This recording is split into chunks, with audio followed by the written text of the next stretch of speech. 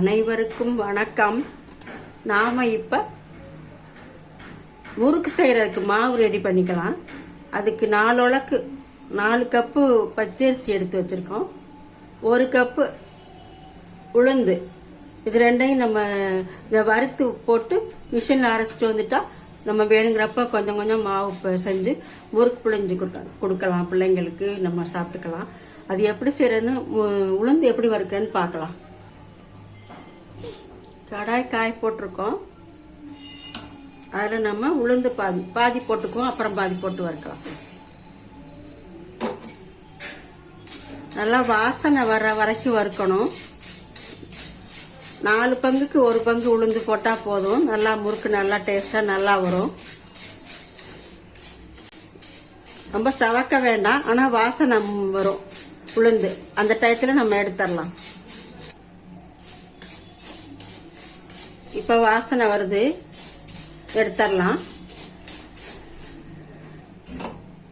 இப்ப அடுத்து பாதியை போட்டு வறுத்துக்கலாம்.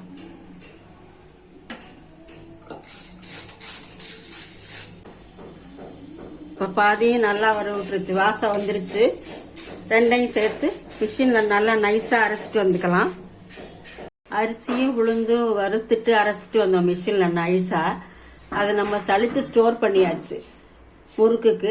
இதுல இருந்து இப்ப 2 கப் மாவு எடுத்துக்கலாம். 2 கப் மாவு எடுத்திருக்கோம். அதுக்கு கொஞ்சம் ஓமம் நல்லா கையில போட்டு இப்படி தேய்ச்சி போட்டுக்கலாம். ஓமம் 1/2 ஸ்பூன் போட்டிருக்கேன். பெருங்காயம் கொஞ்சம் போட்டுக்கலாம்.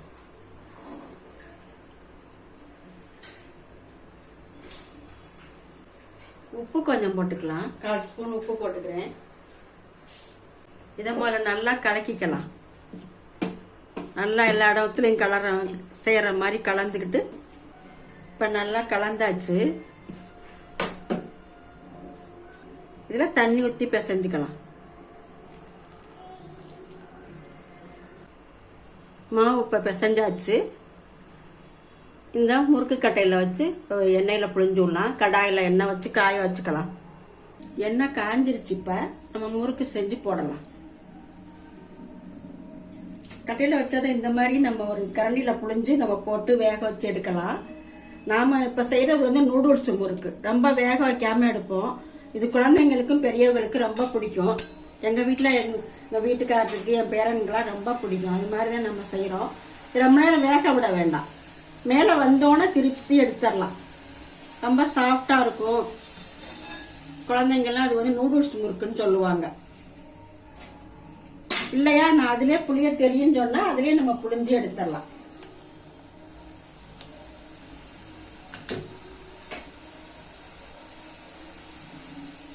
மேல வந்தா போதும், ரொம்ப நேரம் வேக விட வேண்டாம். இந்த மாவு நம்ம வச்சிருந்தோம்னா நல்லா முறுக்கு, வெந்த முறுக்கு நம்ம செஞ்சுக்கலாம். நாம செஞ்சிருக்கோம்மா மாவு. இப்ப நான் எல்லா மாவும் புளிஞ்சிட்டு காமிச்சுக்கிறேன். இதுதான் பச்சை முறுக்குன்னு சொல்லுவோம். இப்ப பிள்ளைங்க நூடுல்ஸ் முறுக்குன்னு கேக்குறாங்க. போட்ட உடனே திருப்பி எடுத்துடணும் மேல வந்த உடனே.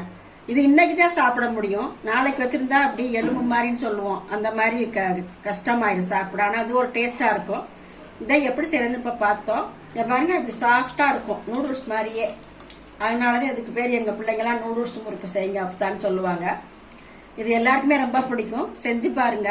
லைக் பண்ணுங்க, ஷேர் பண்ணுங்க, சப்ஸ்கிரைப் பண்ணுங்க. நன்றி.